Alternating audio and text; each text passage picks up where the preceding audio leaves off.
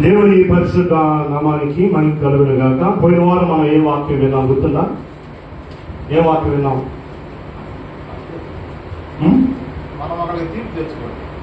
తీర్పు తీర్చకుడి. మనం ఏదైతే తీర్పు తీర్చామో ఆ తీర్పులోనే మనము దోషులమని దేవుని యొక్క వాక్యం తెలియజేస్తూ ఉంది. తీర్పు గురించి మనము పోయిన వారం ధ్యానించాం. ఈరోజు ఒక ప్రాముఖ్యమైనటువంటి అంశాన్ని మనం ధ్యానిద్దాం. ఆ వాక్యము చూద్దాము. చూడండి, ఫిలెమోనుకు వ్రాసిన పత్రిక. ఫిలెమోనుకు వ్రాసిన పత్రిక ఎన్నో అధ్యాయం అండి అని మీరు అంటారేమో. అక్కడ ఉండేది ఒకే అధ్యాయం, మరలా ఇంకా అధ్యాయం చెప్పడానికి కుదరదు. ఫిలెమోనుకు, అది హెబ్రీయులకు రాసిన పత్రికకి ముందు ఉంటుంది. ఫిలెమోనుకు రాసిన పత్రిక. ఈ విషయంలో, ఈ గ్రంథంలో చాలా ముఖ్యమైన విషయాలు ఉన్నాయి, చాలా ప్రాముఖ్యమైనటువంటి విషయాలు. అవి మనం ధ్యానిద్దాం. ఫిలెమోనుకు రాసిన పత్రిక. ఫిలెమోను అనగా అర్థం ఏంటంటే ప్రేమ కలిగిన వాడు అని అర్థం, లేదా అనురాగం కలిగిన వాడు అని అర్థం, లేదా స్నేహప్రదమైనటువంటి వ్యక్తి అని అర్థం. ఫిలెమోను అనగా ఏమర్థం? ప్రేమ కలిగిన వాడు, అనురాగపూరితమైనటువంటి వాడు, అనురాగం కలిగిన వాడు, ఇంకా స్నేహప్రదమైనటువంటి వ్యక్తి. ఫిలెమోను అనేటువంటి మాటకి అర్థం. ఈ ఫిలెమోను Bluetooth mode paired. ఈ ఫిలెమోను పత్రిక చాలా ప్రాముఖ్యమైనటువంటి పత్రిక. ఇక్కడ ఫిలెమోను గురించి మనం తెలుసుకుందాం. అలాగే ఓనేసిము, ఏం పేరు? ఓనేసిము అనేటువంటి వ్యక్తి గురించి కూడా మనం తెలుసుకుందాం. ఫిలెమోను అనేటువంటి ఆయన గురించి. ఫిలెమోను అంటే అర్థం ఏంటనేది చెప్పాను. మరి ఫిలెమోను గురించి రాసినటువంటి పత్రిక చూడండి. మొదటి అధ్యాయం మొదటి వచనంలో, క్రీస్తు యేసు ఖైదీనైన పౌలును, సహోదరుడైన తిమోతియు, మా ప్రియును, జతపనివాడైన ఫిలెమోనుకు అని మొదలుపెట్టాడు.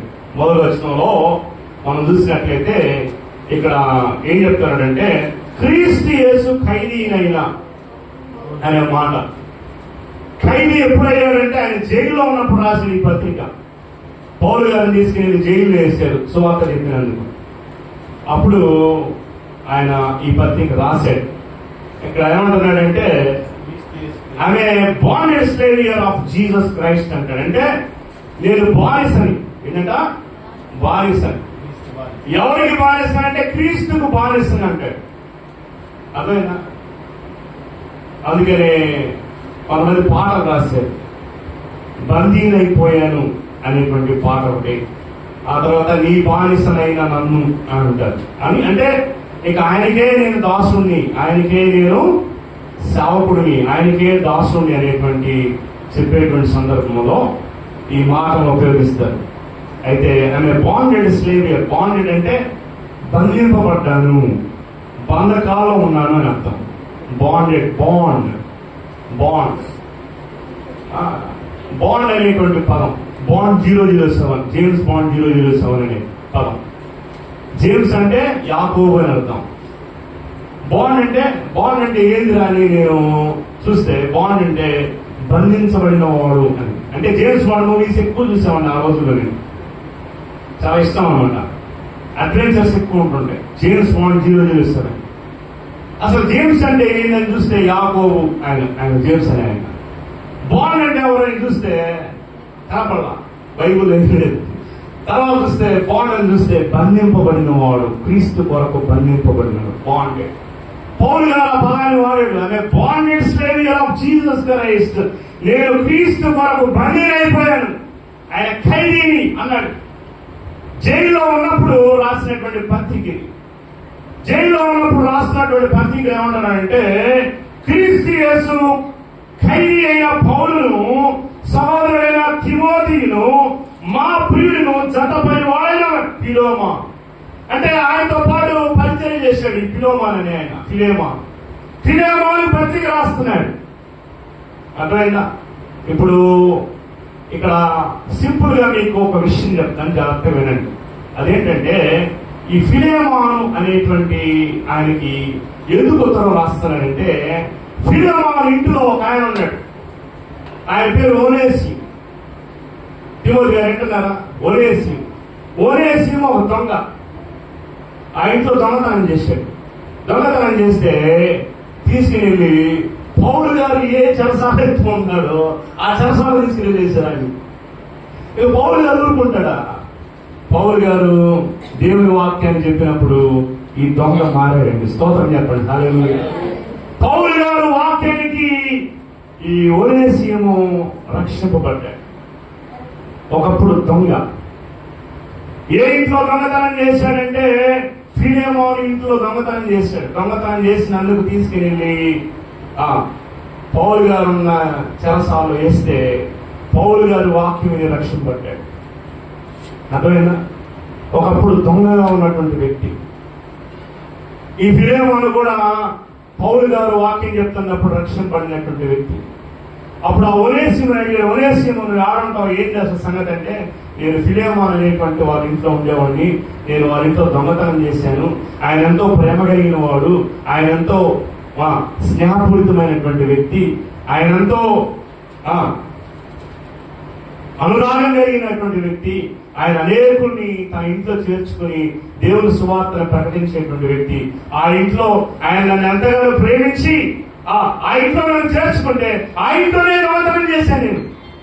ఆ ఇంట్లోనే దొంగతనం చేసి ఆ ఇంట్లోనే ఆ నమ్మకం చేసి వచ్చినందుకు తీసుకొచ్చి చెరసాలలో వేశారు. ఈ చెరసాలలో వేశారయ్యా అని చెప్పినప్పుడు అక్కడ ఆయన వాక్యం చెప్పినప్పుడు ఆ వాక్యానికి రక్షింపబడినటువంటి ఒనేసిము గురించి మరలా పత్రిక రాసి పంపుతూ ఉన్నాడు. ఏమైనా పత్రిక రాసి పంపుతున్నాడంటే, ఇదిగో మీ ఇంట్లో దొంగతనం చేసినటువంటి వ్యక్తిని మరలా మీ ఇంటికి పంపుతున్నాడు, జాగ్రత్తగా చూసుకో అని రాస్తున్నటువంటి పత్రిక. ఈ పత్రిక సారాంశం ఏంటంటే, ఒక మారిన దొంగ గురించి సాక్ష్యం ఇస్తున్నాడు. ఒకప్పుడు ఉన్నాడే ఇంట్లో పనిచేయడానికి ఏం చేయలేడు చూసావా ఒనేసిమస్, అతను ఒకప్పుడు దొంగ, ఇప్పుడు రక్షణ పడ్డాడు, మంచోడయ్యాడు. ఇదిగో మరలా అతన్ని మీ ఇంట్లో పనికి పెట్టుకోండి, ఇక మీదట అతన్ని బానిసగా చూడొద్దు. అంతకుముందు బానిసగా చూడొద్దు, స్నేహితులాగా చూడు, ప్రేమ చూపించు, ఆదరించు అని తన గురించి ఒక పత్రిక రాసి పంపుతున్నాడు. ఆ రోజుల్లో శిష్యులైనటువంటి వారు ఎక్కడైనా పరిచయం చేయాలన్నా, ఎక్కడికైనా వెళ్ళాలన్నా వీళ్ళు పత్రికలు ఇచ్చి పంపించేవారు. ఆ పత్రికలను తీసుకుని ఆ పత్రికలో రాయబడినటువంటి మాటల ప్రకారం ఆ ఇంట్లో వాళ్ళని చేర్చుకుని అక్కడి నుంచి సువార్త చెప్పడానికి వాళ్ళకి అవకాశం ఇచ్చేవారు. అలా రాసిన పత్రికలే ఎబిసికి రాసిన పత్రిక, గల్తీలకు రాసిన పత్రిక, ఎబ్రికి రాసిన పత్రిక, ఎన్ని పత్రికలు. ఈ పత్రికలన్నీ రాసిన ఆయన ఎక్కువ ఎవరంటే అపోస్తలుడైన పౌలు గారు. పేతురు గారు కూడా రాశారు, ఒక 2 పత్రికలు రాశారు పేతురు గారు.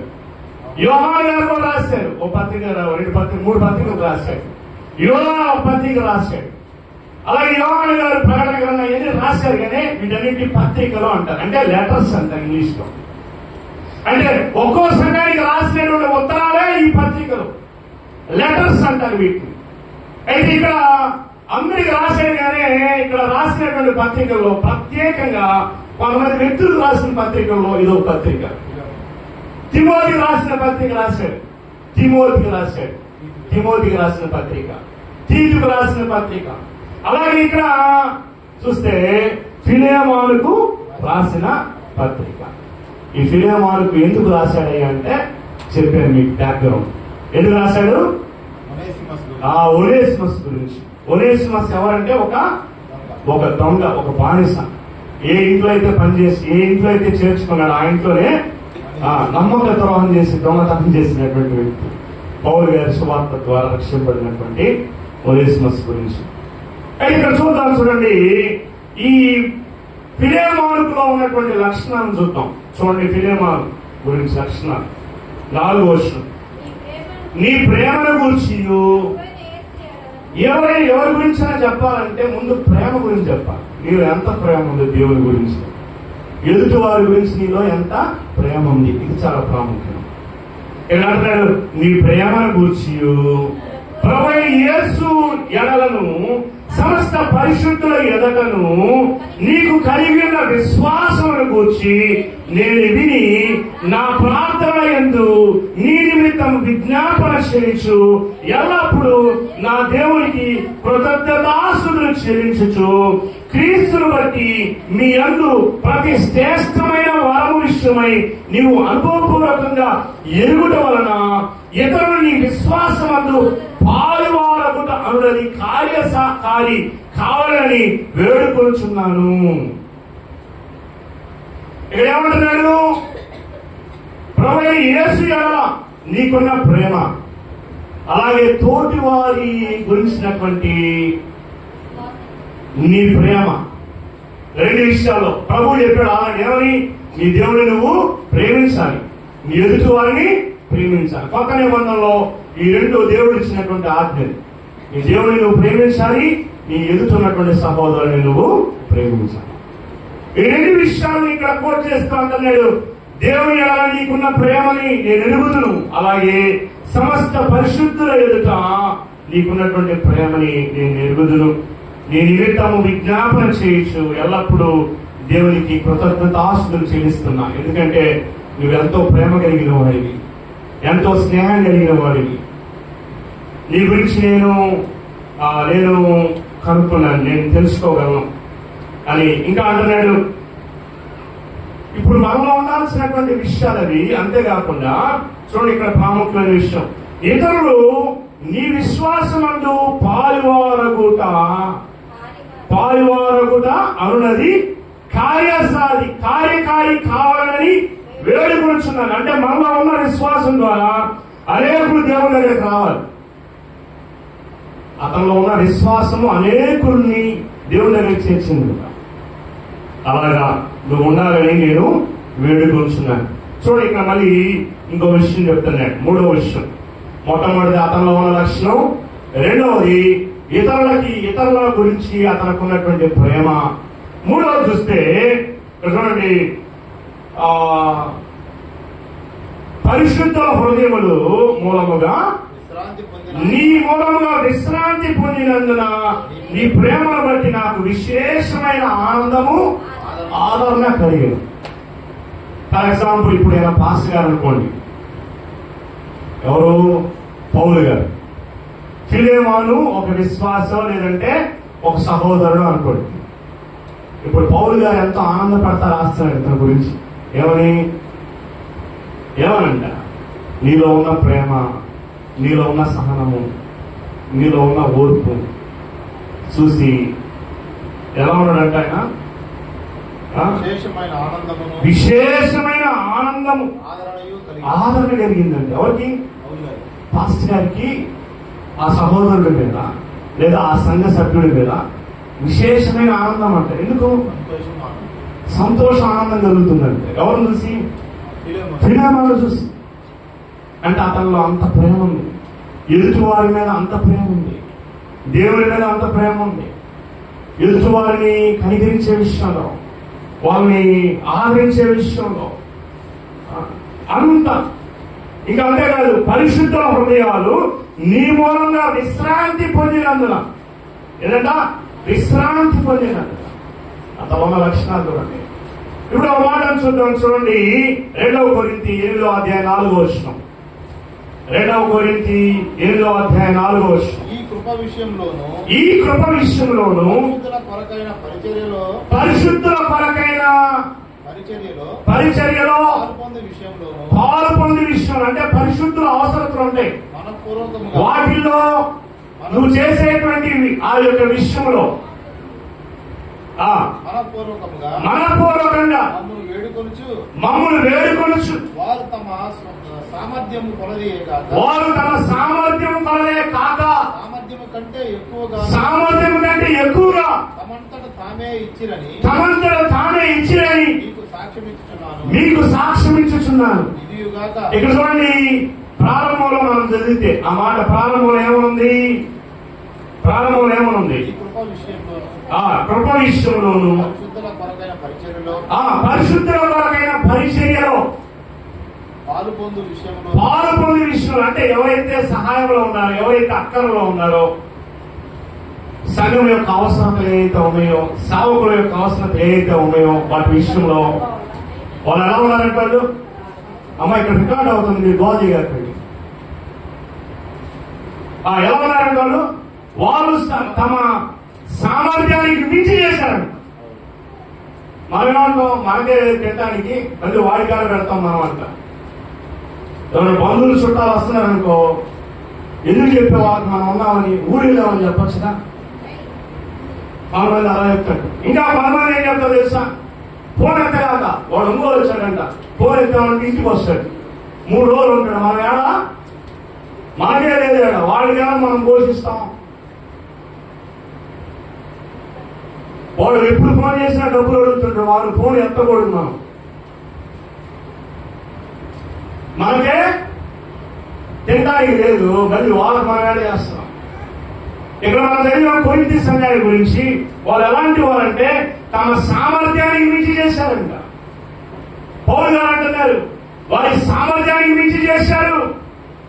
9వ అధ్యాయం 13వ వచనంలో చదువుదాం. 2వ కొరింథీ 9వ అధ్యాయం 13వ వచనం. ఏలయనగా క్రీస్తు సువార్తను అంగీకరించమని మీరు విధేయులైనందు చేతను వారి విషయమును అందరి విషయంలో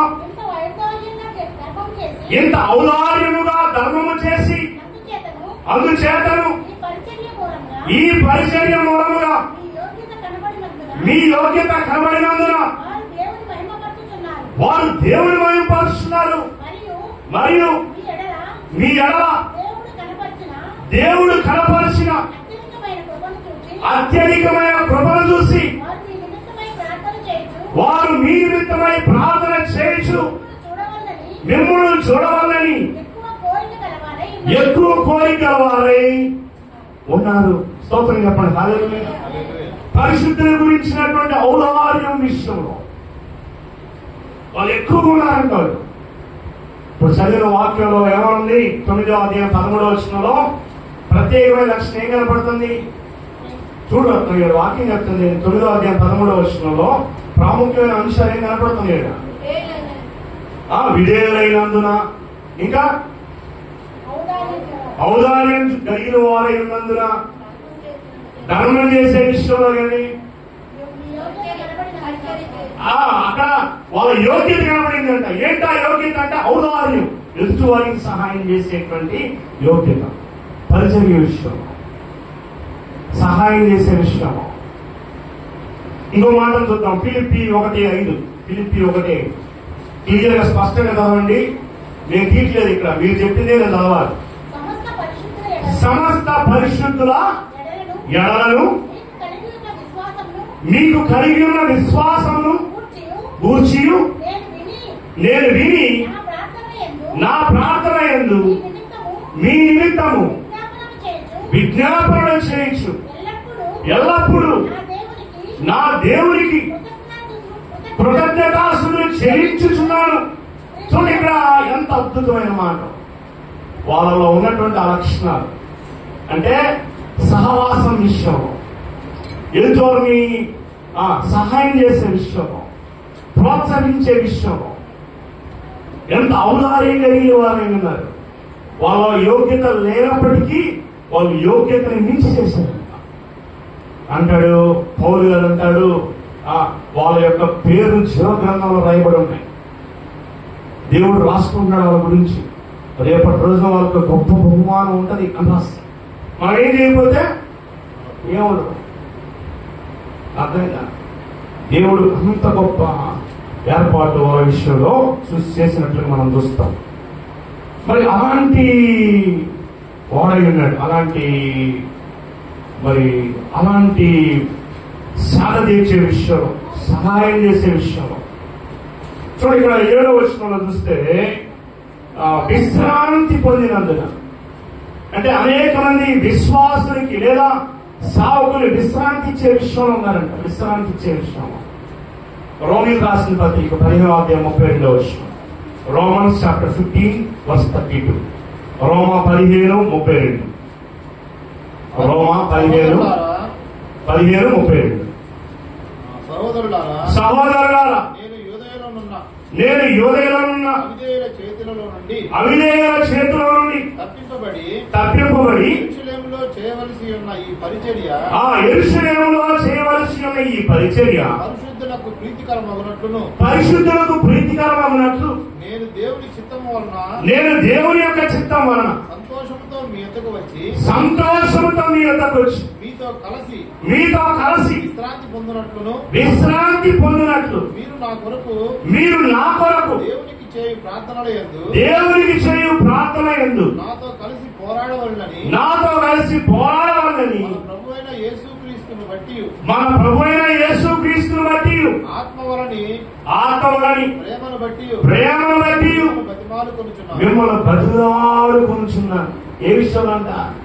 వారంతా అపోస్తలుడైన పౌలు గారిని పిలిచి ఆయనకి విశ్రాంతి ఏర్పాటు చేస్తారంట.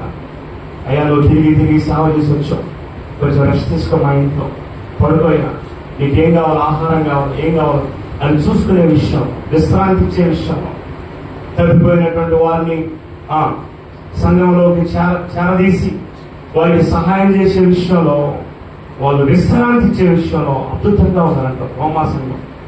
అలాగే 1 కొరింథీ 16:18. 1 కొరింథీ 16:18. కొరింథీయులకు రాసిన మొదటి పత్రిక 16:18. స్టెఫను, ఫెర్మనాదు, అకయికును అనువారు వచ్చినందున సంతోషించుచున్నాను. మీరు లేని కొరతను వీరు నా కొరకు తీర్చి నా ఆత్మకును మీ ఆత్మకును దుఃఖము కలుగజేసిరి కనుక సుఖమా నువ్వు సరిగా సుఖము కలుగజేసినందున అట్టి వారిని సన్మానించాలి. ఎవరు సన్మానించాలి? వాళ్ళ ఆత్మకు సుఖాన్ని కలుగజేసినట్టు, దుఃఖముల నుంచి నివారించినటువంటి వారు, వాళ్ళ ఆత్మలకు విశ్రాంతి ఇచ్చిన వారు. ఎంత అద్భుతమైన మాట! మనలో ఆ లక్షణం మనం కలిగి ఉన్నామా? ఈ లక్షణాలు ఎవరిలో ఉన్నాయి? ఫిలేమోనులో ఉన్నాయి. సంఘం గురించినటువంటి ఆసక్తి, ఎదుటి వారిని చేర్చుకునే విషయంలో, వాళ్ళని ఆదరించే విషయంలో. పౌలు గారు అంటున్నారు, వారిని విశేషంగా సన్మానించండి. అట్లాంటి వాళ్ళని, సంఘం కొరకు కష్టపడే వాళ్ళని, సంఘంలో ఆదరణ క్షేమము ఇచ్చేటువంటి వారి విషయంలో మీరు వారిని సన్మానించండి అని చెప్తారు. అలాంటి ఆలోచన చూడండి. 2 కొరింథీ 7:13. అపోస్తలుడైన పౌలు కొరింథీయులకు రాసిన 2వ పత్రిక 7:13. ఇందుచేత మేము ఆదరింపబడితిమి, అంతేకాదు మాకు ఈ ఆదరణ కలిగినప్పుడు తీతి యొక్క ఆత్మ మీ అందరి వలన విశ్వాసము పొందినందున అతని సంతోషాన్ని చూచి మరి ఎక్కువగా సంతోషించింది.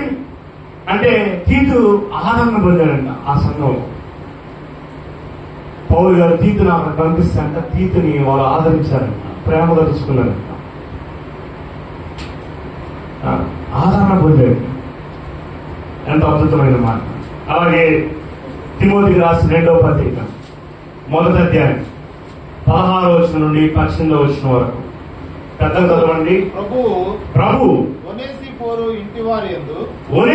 ఇంటి వారి యందు కనికరము చూపునుగాక. ఎందుకని దేవుడు అన్నాడు, కనికరము చూపిస్తే నీకు కూడా దేవుడు కనికరాన్ని ఇస్తాడు. నువ్వు మూర్ఖంగా అహంకారంగా ఉన్నావు అనుకో, ఎవరిని ఆదరించుకున్నావు అనుకో, నీకు కూడా ఏముండవు. ఇక్కడ అంటున్నాడు, మరో చదువు.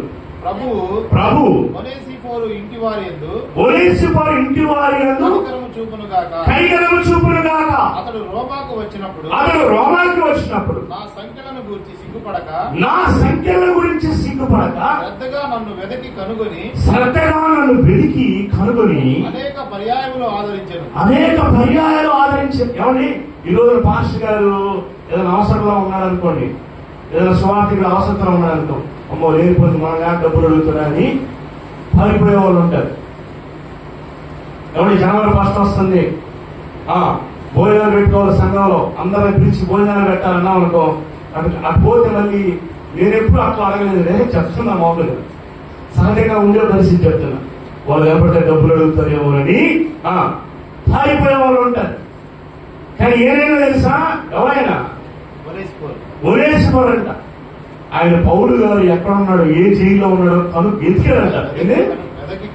వెదకి కనుగొని సిగ్గుపడక. అంటే జైల్లో ఉన్నాడు, జైల్లో ఉన్న ఆయన గెలిస్తే మనం ఏమనుకుంటారో, ఆయన ఇబ్బందుల్లో ఉన్నాడు, ఆయన ఇల్లు గెలిస్తే మనం ఏమనుకుంటారో అనుకోవాలా. ఈయన పౌలు గారు ఎక్కడున్నాడో వెతికి, ఏమన్నా ఈ రోజున పాస్టర్ గారు విశ్వాస గారు ఎత్తుక్కుంటారు. ఈ రోజులు అనేక పర్యాలు ఆదరించాడు. చూడండి, అనేక పర్యాలంట. పౌలు గారు ఎక్కడ జైల్లో పడుతున్నాడా చూస్తాడు, వెళ్ళి జైలు దగ్గరికి వెళ్ళి. నేను అట్లా జైలుకి చాలాసార్లు వెళ్ళాను ఆదరించడానికి. ఆ ఎన్ని సందర్భంలో చెప్పిన తెలుసా, రాత్రి ప్రభు అలలో నువ్వు నా దగ్గరకు వచ్చి ఆదరిస్తున్నట్టుగా నేను చూస్తాను. అర్థమైందా? కేఎల్ బాల్ జైల్లో పడినప్పుడు కూడా ఇంకా తెలుసా, కానీ నన్ను బాడీగా ఆయన ఎవరో నాకు తెలియదు, కానీ సహోదరుడా దేవుడికి ప్రేమిస్తాడని, నిన్ను ఆదరిస్తాడు, నీకు క్షేమం చూపుతాడని చెప్పి ఆ మాట, ఒక్క మాట చెప్పొద్దామని కేఎల్ బాల్ జైల్లో పడినప్పుడు కూడా లేదు. అర్థమైనా? జోసఫ్ గారు జైల్లో పడినప్పుడు కూడా అప్పుడు రాదు. అర్థమైందా? ఆమెవరో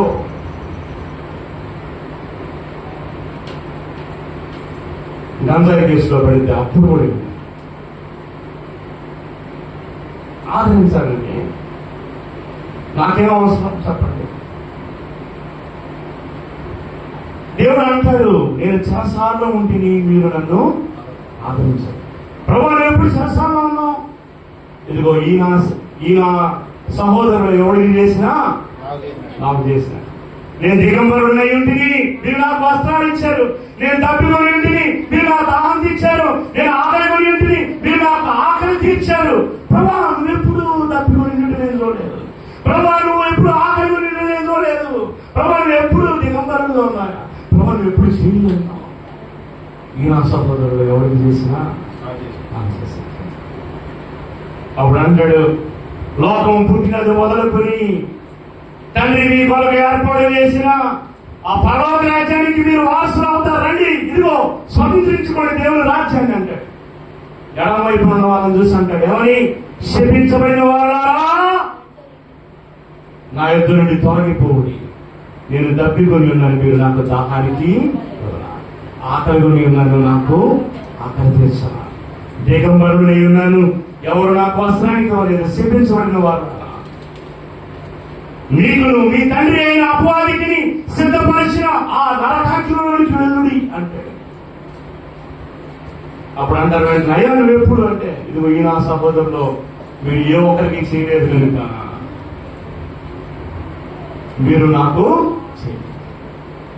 ఎవరి. పౌలు గారు జైల్లో ఉన్నప్పుడు అలా ఎత్తుక్కుంటే వెళ్ళాడంటండి. ఇతను ఎక్కడ ఉన్నాడు, ఏ జైల్లో ఉన్నాడు, ఎక్కడ పడ్డాడు, వెతుక్కుని వెళ్ళి అతను ఆదరించుకుంటాడు.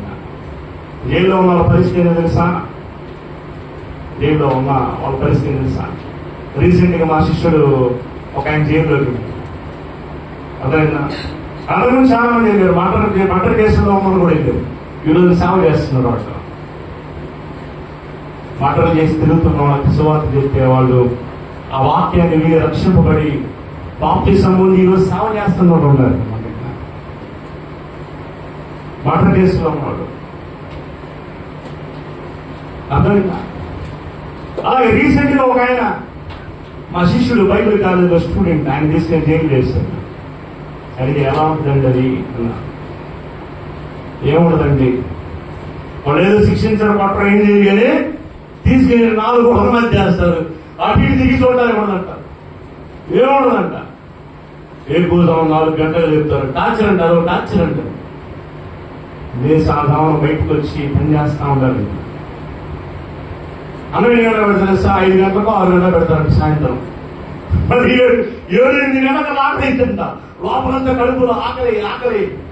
ఎవరు బిస్కెట్ ప్యాకెట్ ఎవరైనా ఇస్తే బాగుండు, ఏమైనా ఇస్తే బాగుండు, స్నాక్స్ ఎవరైనా ఇస్తే బాగుండు, తినడానికి ఏమైనా ఉంటే బాగుండు.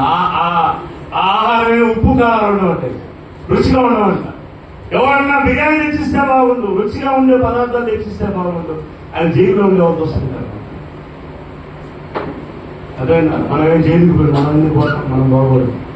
వెళ్తే వాడు పాపం చేసినందుకు వాడి క్రైమ్ లో మనం కూడా పాపం ఉందని అనుకుంటారేమో అని ఎవరు భయంకరమండి. వాళ్ళు ఆదరించే వాళ్ళు ఉంటారు. ఒకసారి ఒక సందర్భంలో నేను గవర్నమెంట్ హాస్పిటల్లో రోగులు ప్రార్థన చేయడానికి వెళ్ళినప్పుడు ఒక అతను బెడ్ ఉంది, బెడ్ మీద గొలుసులతో కట్టేశారు. అతను కాళ్ళకి గొలుసులే, చేతులకి గొలుసులే. పూర్వం ఆ బెడ్స్ అన్ని వరుసగా ఉన్నాయి. దాదాపు ఒక 60-80 బెడ్స్ ఉన్నాయి. లాస్ట్ బెడ్ అతను. ఆ లాస్ట్ బెడ్ లో కాళ్ళు చేతులు అన్ని సంఖ్యలతో బంధింపడుతున్నారు. ఒకతను అందరికి ప్రార్థన చేసుకుంటూ వెళ్తా ఉన్నాడు. నాకు వచ్చిన వాళ్ళు ఎవరు అతని దగ్గర పోవాలి, ఎందుకు లేనిపోయింది, అతను గొలుసు వేస్తున్నాడు, లేనిపోయింది. దగ్గర పోతే ఏం చేస్తాడని ఒకవేళ సాడిస్తే ఏం చేస్తాడు తెలుసా? ఆంధ్రులు పైన పడి కొరకటము, సంప్రదాయం చేస్తారు గొలుసు వేసి. ఇంకా మీరు సినిమాలలో చూస్తుంటారు, వాడు గొలుసు వేసి మనకేసి తాళాది లేకపోతే చంపేస్తానంటారు. అందుకని ఎవరు పోరా? అయితే మీరేగా ఇది 2012లో జరిగిన సంగతి చెప్తున్నా. 2012 గవర్నమెంట్ హాస్పిటల్లో వెళ్ళా. అక్కడ పోలీసు వాళ్ళు ఇద్దరు ఉన్నారు. వాళ్ళు కూడా దూరంగా ఉన్నారు, వాళ్ళు చూస్తా ఉన్నారు.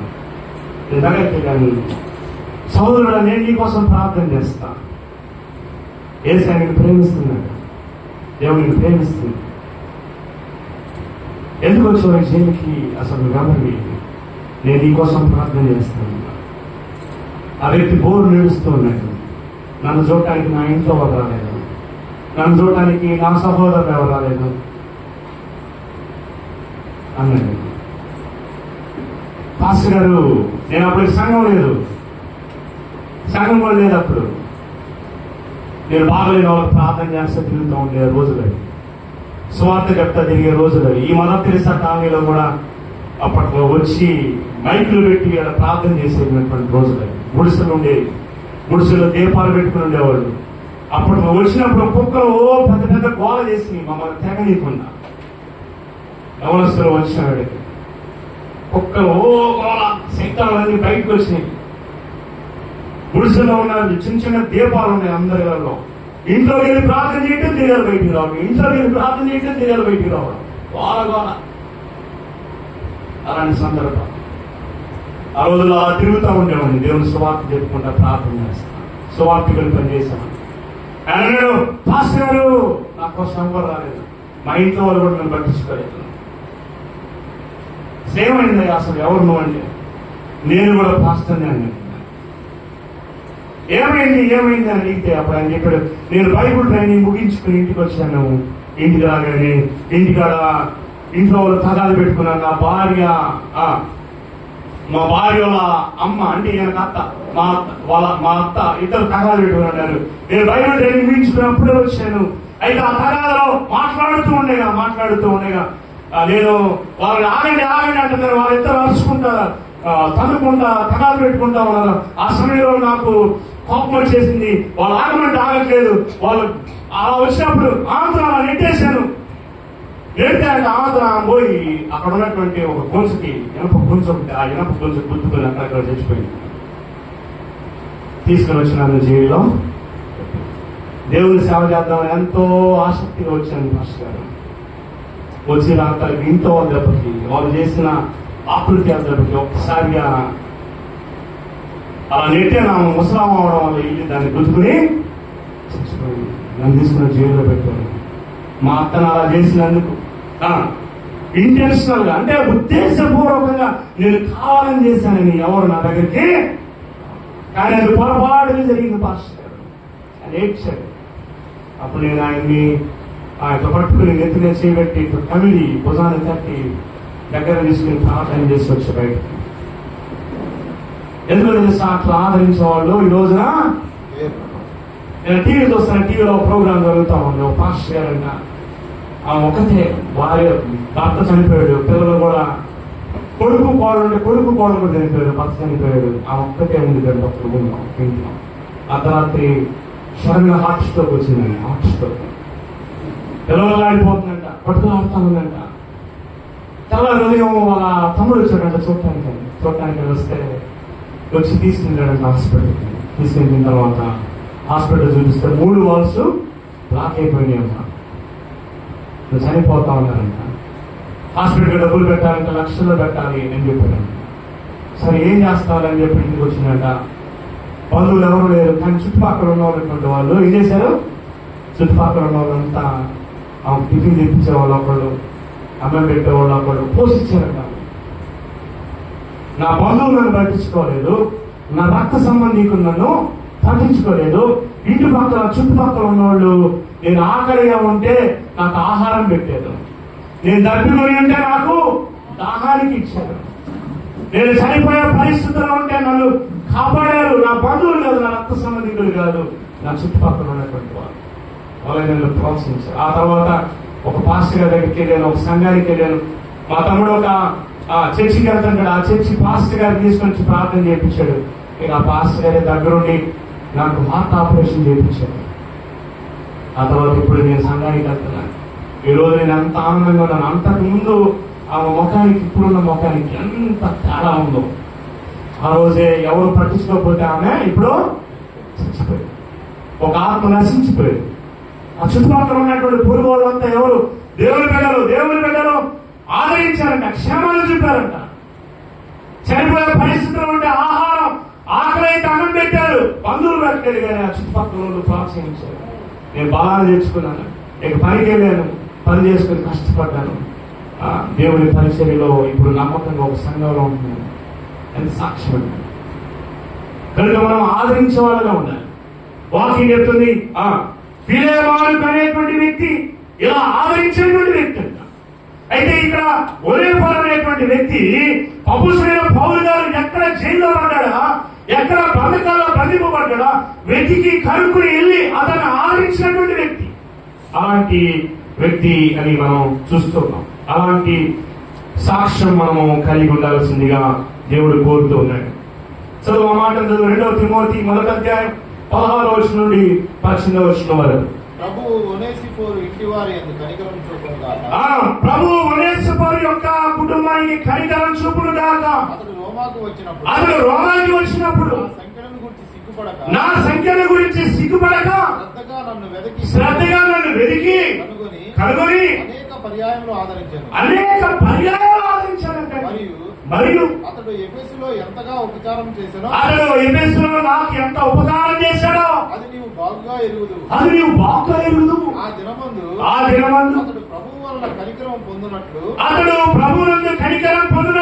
ప్రభువు అనుగ్రహించును గాక. ఏ దినం అన్నది? ఆ దినం అంటే రేపు తీర్పు దినం అన్నది. కనికరం చూపిన వారికి కనికరంతో ఉన్న తీర్పు జరిగింది. నువ్వు కనికరం చూపించలేదనుకో, కనికరం లేని తీర్పు దేవుడు ఇస్తాడు. ఈ మాట తిమోతికి చెప్తున్నాడు ఆ వ్యక్తి గురించి. ఆ వ్యక్తి నేను ఎక్కడ జైల్లో పడినా కానీ నా కోసం వచ్చాడు, నన్ను ఆదరించాడు. ఆ దినమందు అతడు దేవుని యొక్క కనికరాన్ని పొందుతాడని చెప్తున్నాడు. అలాంటి అద్భుతమైనటువంటి వ్యక్తి. అయితే ఇప్పుడు చూడండి 15వ వచనం చదువుదాం. రైట్, ఇక్కడ నుంచి కాకుండా 8వ వచనం చదువుదాం. కావున యుక్తమైన దానిని గురించి నీకు ఆజ్ఞాపించుటకు క్రీస్తు యేసునందు నాకు బహుధైర్యము కలిగి ఉన్నాను. వృద్ధుడు, అప్పటికే ముసలాడు అయిపోయాడు ఆయన, పౌలు గారు. వృద్ధుడను ఇప్పుడు క్రీస్తు యేసు ఖైదీనైన పౌలును నేను ప్రేమను బట్టి వేడుకొనడం మరి మంచిదనుకుని నా బంధకములలో నేను కలిగిన నా కుమారుడు ఒనేసిము.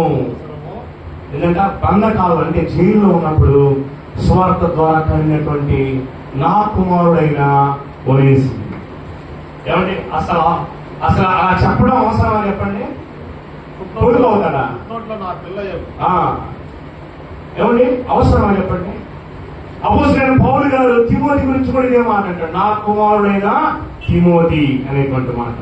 1 తిమోతి 1వ అధ్యాయం 2వ వచనంలో ఉంటుంది ఆ మాట. 1 తిమోతి 1వ అధ్యాయం 2వ వచనం. విశ్వాసమును బట్టి నా నిజమైన కుమారుడు అంట. ఎవరు? రక్షణలో కలిగినటువంటి వాడు నిజమైన కుమారుడు. ఏదో తండ్రి కుమారుడు అది కాదు సంబంధం. వాక్యం ద్వారా వాక్యం చెప్పినప్పుడు ఆ వాక్యం ద్వారా రక్షింపబడిన వాడు నిజమైన కుమారుడు. నా నిజమైన కుమారుడైనా తిమోతికి శుభమని చెప్పి వ్రాయినది. చూడండి ఇంకో మాట, యోహాను 1 యోహాను సువార్త 1వ అధ్యాయం. సువార్త యోహాను సువార్త పత్రిక 1వ అధ్యాయం 12వ వచనం 13వ వచనం. తాను ఎందరు అంగీకరించుదురో వారందరికీ, అనగా తన నామమును విశ్వసించిన ప్రతి ఒక్కరికి దేవుని పిల్లలకు ఆయన అధికారం అనుగ్రహించను. వారు దేవుని వల్ల పుట్టిన వారే కానీ ఏదట రక్తం వలనైనను, శరీర ఇచ్చల వలనైనను, మాంస ఇచ్చల వలనైనను పుట్టిన వారు కాదు, దేవుని మూలంగా పుట్టిన వారంట. అందుకనే పౌలు గారు అంటున్నారు, నా కుమారుడైనా తిమోతి నా నిజమైన కుమారుడు. ఏమనంట? నా బంధకాలలో పుట్టిన కుమారుడు. ఎవరు? ఒనేసిము. బంధకాలం జైల్లో ఉన్నప్పుడు సువార్త చెప్తే అప్పుడు రక్షణ పట్టింది. ఒకప్పుడు దొంగ అదే ఇంటిలో దొంగతనం చేస్తే పట్టుబడితే తీసుకెళ్ళి జైలు వేశారు. ఆ జైల్లో దేవుడు సువార్త ద్వారా అతను రక్షణలో నడిపించుకున్నాడు. ఇప్పుడు ఆయన పత్రిక రాసి పంపుతున్నాడు వాళ్ళ యజమానికి. ఏమని రాసి పంపుతున్నాడు చూడండి. వేడుకుంటున్నాను. ఏమనంటే వేడుకుంటున్నాను 11వ వచనం. అతను మునుపు నీకు నిష్ప్రయోజకమైన వాడే గాని ఇప్పుడు నీకు నాకు ప్రయోజనకరమైన వాడాయను. చూడండి, అంతకుముందు ఎందుకు వరిగిరానంట. ఎందుకు వరిగిరాను ఏమంటావు? ఒక వ్యక్తిని చూసి మనం ఏమంటాం? యూజ్లెస్ ఫెలో అంటాం. ఎవరిని? యూజ్లెస్. వాడు ఉపయోగం లేదు. ఒనేసిము కూడా ఒకప్పుడు ఆ ఇంట్లో బానిసగా ఉన్నాడు కానీ ఎందుకు పనికిరాను, ఉపయోగం నిష్ప్రయోజనకమైన వాడు. అయితే ఇప్పుడు ఏమంటాడు? నా ప్రాణము వంటి వాడైన అతన్ని నీ వద్దకు తిరిగి పంపుచున్నాను. ఏదంట? ప్రాణము వంటి వాడైన అతన్ని నీ కొరకు పంపుతున్నాను. ఏదంట? ప్రాణము వంటి వాడు, ప్రాణం వంటి వాడు. ఒక దొంగను పట్టుకుని ఎవడైనా మాట అంటాడా? నా కుమారుడు అంటాడా? పౌలు గారు చూసారు ఎంత ధైర్యంగా చెప్తున్నాడు. రక్షింపబడ్డాడు. ఒకప్పుడు దొంగే, ఇంట్లో దొంగతనం చేశాడు ఇంట్లో, కానీ ఈరోజు నిజంగా మారాడు, రక్షింపబడ్డాడు. నీకు ఏమాత్రము ఉపయోగం లేదు వాడి ద్వారా. ఇప్పుడు నీకును నాకును ప్రయోజనకరమైన వాడు. అంతకుముందు యూజ్ చేస్తాను. అడుగుతున్నా, ఒకప్పుడు దేవునికి ఉపయోగపడేవాడు కాదు, ఇప్పుడు ఉపయోగపడుతున్నావా? దేవునికి ఉపయోగపడుతున్నావా? నువ్వు నీ ద్వారా దేవునికి ఉపయోగమా లేదంటే నిరుపయోగమా? అర్థంగా నేనండి నా ద్వారా నా కుటుంబం రక్షింపబడిందండి అని అంటాను. గొర్రెలు కానీ మేకలు కానీ వధిస్తే అది కూడా కుటుంబానికి ఉపయోగపడింది. ఒక మోసం కూడా వండుకుని తినచ్చు. అదేమన్నా పనికి వచ్చిందండి, దానికి అదేమన్నా ఉపయోగపడిందా? అది కాదు. నువ్వు ఉపయోగపడాలి దేవునికి. ఇప్పుడు అంటున్నాడు, నాకును నీకును ప్రయోజనకరమైన వాడు, ప్రయోజనకరమైన వాడు. నా ప్రాణం వంటి వాడు ఆయను, ప్రాణం వంటి వాడు. ఉపయోగపడుతున్నావు దేవునికి, లేదా దేవునికి ఉపయోగపడలేనటువంటి స్థితిలో ఉన్నావా? ఎందుకు పనికిరాని వాడిగా ఉన్నావా? ఎవరిని? అడుక్కునేవాడికి మామూలు తాడా చెప్పండి. అడుక్కునేవాడికి అదే పని, బాగా ఎత్తినా పైకి ఇస్తా. అడుక్కునేవాడికి వాడు కడుక్కుంటుకోవడానికి పని, అందుకని అడుక్కుంటాం. అడుక్కునేవాడు ఎందుకు అడుక్కునేవాడు అవుతాడంటే నా వరకు చాలు అనుకునేవాడు అడుక్కునేవాడు అవుతాడు. నేను తింటే చాలు నా వరకు అనుకునేవాడు. అర్థమైందా? నేనెందుకు మీకు పోషించాలి, నీ కుటుంబాన్ని, పిల్లల్ని నేను ఎందుకు పోషించాలి, భార్యని నేను ఎందుకు పోషించాలని వాడు త్వరలో అడుక్కునేవాడు అవుతాడు. జాగ్రత్త గుర్తుపెట్టుకోండి. నేను కష్టపడుతున్నాయండి మీరంతా చచ్చిపోయింది అన్నాడు అనుకో, అడుగునేవాడు ఎందుకు అడుగునేవాడు అవుతానంటే వాడు వాడి గురించే చూసుకుంటాడే కాదు. అందుకని వాడి ఇంట్లో నుంచి తరిగేస్తాడు. లేదా వాడే వెళ్ళిపోతాడు. వీళ్ళందరికీ నేను అబ్బాయి పెట్టాలి, నేను వెళ్ళిపోతుందని వాడే అడుగుని వాడి వరకే అలా ఉండకూడదు. అర్థమైందా? నీకు నువ్వు ఉపయోగపడటం కాదు గొప్ప విషయం కాదు. నేనండి, నా పిల్లలండి, నా భార్యని పోషిస్తున్నా, నేను రెక్కలు మొక్కలు చేసుకుంటుంది పోషిస్తున్నా, కుటుంబం కొంచెం చెమట.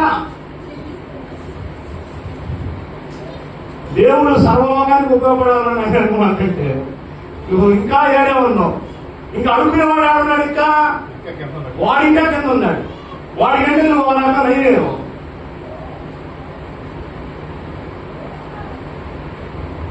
దేవుని కొరకు నువ్వు ఉపయోగపడుతున్నా, దేవునికి ప్రయోజనకరమైన వాడని మీ పాస్టర్ గారు నీ గురించి చెప్తాడు. అతను నాకును నీకును ప్రయోజనకరమైన వాడు. చదువు, నా ప్రాణం వంటి వాడు అతను నీ వద్దకు తిరిగి పంపుతున్నాను. ఎవరు పంపుతున్నాడు? దొంగలు పంపుతున్నాడు. మళ్ళీ ఇప్పుడు వరేసి ఫిర్యాదు చేసుకున్నాడో చేసుకోడా? మళ్ళీ ఒరే నువ్వు దొంగలా, నీకు తీసుకుని పెట్టాను, ఆల్రెడీ దొంగతనం చేసి వెళ్ళిపోయావు, మళ్ళా పంపించాడా? ఇప్పుడు నీకు నేర్చుకోవాలా అవుతా? అందుకే ఇంత కమ్మగా రాస్తున్నాడు. ఎవరి? నా ప్రాణం వంటి వాడు, నాకు ప్రయోజనకరమైన వాడు, నిన్ను బతులాడుతున్నాను, వాడిని మళ్ళా నేర్చుకో, వాడు మంచోడు, నాకు ఉపయోగపడతాడు. ఇప్పుడు చూడండి తర్వాత మాట్లాడాడు. చూడండి, నేను స్వార్థ కొరకు బంధకములో ఉండగా నీకు ప్రతిగా అతడు నాకు పరిచారము చేయ నిమిత్తము నా యొక్క కథని ఉంచుకున్న వాళ్ళని ఉంటుంది. కానీ వాడు నాకుంటే నాకు పనిచేస్తాడు. కానీ నీ ఉపకారం బలవంతము చేతనైనట్టు కాక స్వేచ్ఛాపూర్వకమైనదిగా ఉండవల్లని నీ సమ్మత లేకమైనది చేయుటకు నాకు ఇష్టము లేదు. అతడి మీద ఇక మీద దాసుడిగా ఉండక దాసుడి కంటే ఎక్కువ వాడుగా, ప్రియ సహోదరుడిగా, విశేషముగా నాకును శరీర విషయమును ప్రభు విషయమును మరి విశేషముగా నీకును ప్రియ సహోదరుడిగా నీ అంతా ఎల్లప్పుడూ ఉండుటకే కాబోలు అక్కడ కొద్ది కాలము నిన్ను ఎలవాసి ఉండెను. ఏమంటున్నాడు? కాబట్టి నీవు నన్ను నీతో పాలువానిగా ఎంచినేలా నన్ను చేర్చుకున్నట్టు అతన్ని చేర్చుకో. ఇంకేమంటున్నాడు? అతడు నీకు ఏ నష్టమైనా కలుగు. మళ్ళీ ఒకవేళ దొంగతనం చేస్తే, ఏదైనా నష్టం కలుగు చేస్తే, నీకు ఏమైనా రుణం ఉన్నాయా అంటే నీ దొంగతనం చేశాడు, ఆ నష్టాన్ని ఎవడో పూడ్చేది అని అనుకుంటానేమో. నేను వచ్చి కడతానైనా వాడు ఏదో డబ్బులు దొంగతనం చేస్తే, వాడు మళ్ళా ఏదో నష్టం చేస్తే నేను వచ్చి కడతాను అని పౌలను నేను నా స్వహస్తములతో ఈ మాట రాయించున్నాను, అది నేనే తీర్చును. అయినను నీ ఆత్మ విషయంలో నీవే నాకు రుణపడి ఉన్నావని చెప్పలేదా? అరే బాబు, నువ్వు ఎలా రక్షణ పడ్డావు? నా ద్వారానే కదా. నేను ఇంకో మాట చెప్పాలా? నా ద్వారా రక్షణ పడ్డావు, నువ్వే నాకు రుణస్థులు ఉన్నావు, నేను మరలా వచ్చి తీర్చేదేమో నేను చెప్పాలా? చెప్పు. నేను దేవుని సేవకుని, నా వాక్య ద్వారా నేను అన్నాను. ఇప్పుడు వాడిని చేర్చుకోమని చెప్పి రాస్తున్నాను పత్రిక. ప్రయోజనకరమైన వాడు, ప్రాణంలా చేర్చుకో. ఒకప్పుడు నీకు బానిస, పనులు చూసినట్టు చూడగాక ప్రేమలో చూసుకో. సహోదరుడు, ప్రియుడంటి వాడు చేర్చుకో అని చెప్తున్నాడు. చెప్పి ఏమంటాడు తర్వాత? అవును సహోదరుడా, ప్రభువునందు నీ వలన నాకు ఆనందము కలుగనిమ్ము, క్రీస్తునందు నా హృదయమునకు విశ్రాంతి కలుగజేయము. నేను చెప్పిన దానికంటే నీవు ఇంకా ఎక్కువగా చేస్తావని ఎరిగి నా మాట విందుమని నమ్మి నీకు ప్రవేశం. ఎంత అద్భుతంగా రాస్తాడు, ఎంత తెలివిగా రాస్తున్నాడు. ఈ లెటర్ను చూస్తే ఖచ్చితంగా చేర్చుకోనివాడు కూడా కఠినమైన వాడు కూడా మారిపోతాడు. ఈ ఉత్తరం చూస్తే నేను చెప్పిన దానికంటే ఇంకా ఎక్కువ చేస్తాను, నా మీద నీకు అంతా మాట అంటాడు. మనంతా రివర్స్ లేదు. ఎప్పుడైనా ప్రేమించాం మమ్మల్ని, ఎప్పుడైనా గుడి పెట్టావా, ఎప్పుడైనా చేసావా, ఇది చేసావా, రివర్స్ లో దొరుకుతాం మనం. ఏమంటున్నాడు? నీకు నా మీద చాలా ప్రేమ, ఇప్పుడు దాకా చూసుకున్నావు, రేపు కూడా చూసుకుంటావు, నేను నమ్ముతున్నాను. ఇది చేయాల్సింది. మనం అప్రిషియేషన్ చేయాలి, కౌంటర్ కాదు ఇవ్వాల్సింది. ఒక పని చేసామండి, ఒక ఎంప్లాయీ ఏం చేయాలి, నువ్వు బాగా చేస్తున్నావు, ఇంకా చేస్తే గొప్పోడు అవుతావు అంటే ఇంకా బాగా చేస్తాడు. ఒక చదువుకునే పిల్లలు ఉన్నారనుకో, ఎందుకు వెనక రావు, పైకి మరి కానీ నువ్వు 100 మార్కులు పెట్టి 35 మార్కులు కూడా రావు, నీకు అనవసరం అన్నావు అనుకో, వాళ్ళకి చదవరు. వాళ్ళు ఏం చేయాలి, 35 మార్కులు వచ్చినాయి కదా, ఇంకొంచెం కష్టపడితే 50 మార్కులు వస్తాయి, ఇంకొంచెం కష్టపడు, నువ్వు గుడ్ స్టూడెంట్ అవుతావు. అట్లా ఎంకరేజ్ చేయాలి. ఇక్కడ విజయమాను కూడా అలాగే ఎంకరేజ్ చేస్తున్నాడు. నేను చెప్పిన దానికంటే ఇంకా ఎక్కువ చేస్తాను, ఇంకా అద్భుతంగా చేస్తావు అని నీకు రాస్తున్నాను. తర్వాత అంతేకాదు 22వ వచనం ముగిద్దాం. నీ ప్రార్థన మూలంగా నేను నీకు అంటే మళ్ళా నేను కూడా వస్తాను నీ దగ్గరికి, జైలు నుంచి బయటకు వస్తాను, నిరీక్షించున్నాను కనుక నా నిమిత్తం కూడా ఇందులో ఆయన భోజనాలు ఇదంతా. అంటే ఇక్కడేంది, పెద్దవాడిని చేర్చుకోమని రాత్రే కదా, వాడిని చేర్చుకో, మళ్ళా నేను కూడా వస్తాను, నాకు కూడా ఒక బెడ్ ఒకటి రెడీ చెయ్యి, భోజనాలు రెడీ చేయి, వస్తాను. మనమైతే ఏం చేస్తాం,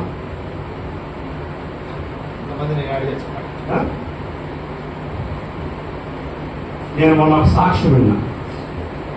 వాళ్ళు దేవుడు నమ్ముకున్న వాళ్ళు కాదు, ఒక భార్య భర్త ఇద్దరు ఉద్యోగాలు చేసేవాళ్ళు, ఉద్యోగం పోయింది, ఉద్యోగం వస్తుంది.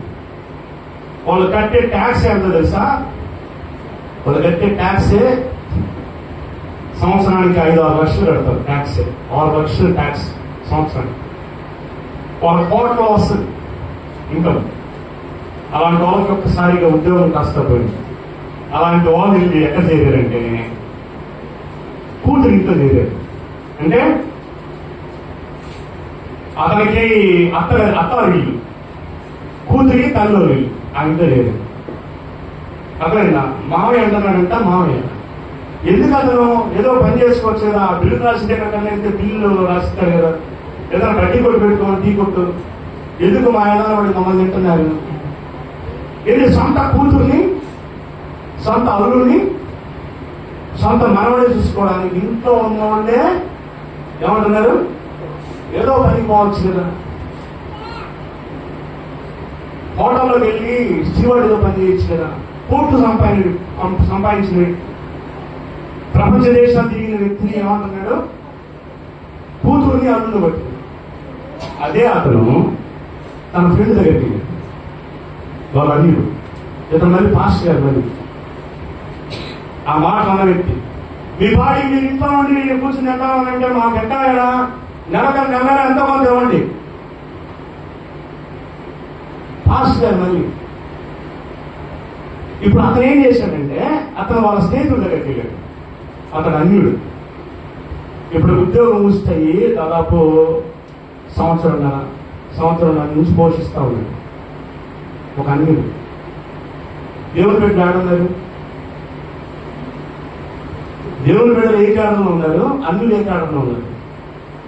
ఒక అన్యుడు హిందువులు దేవుని తెలియనటువంటి వ్యక్తి ఇంట్లో యవనస్తులైన కూతురు ఉన్నారు, ఇతన్ని ఇంట్లో పెట్టుకుని ప్రతిరోజు ఉదయం మధ్యాహ్నం రాత్రి భోజనం ఏర్పాటు చేసి పెడతా ఉంటే అప్పుడప్పుడు ఏర్పడతాంటే వాళ్ళ ఫ్రెండ్స్ వచ్చి, నీకేం పని వాళ్ళకి, వాళ్ళు రోజులు ఉండాలి, వాళ్ళకేం సిగ్గులేదా, ఇదట వాళ్ళకైనా సిగ్గులేదా, తెరవేండి సార్, మేమైతే తెరవేసేవాళ్ళు. ఒక ఉంటుందంటే వాళ్ళ ఫ్రెండ్ ఎలా ఉంటుంది తెలుసా, అదే కానీ నేను కానీ ఉంటే మా ఆయన దగ్గర నుంచి విడాకులని తీసి ఇంట్లో నుంచి తెరవేసేవాళ్ళు.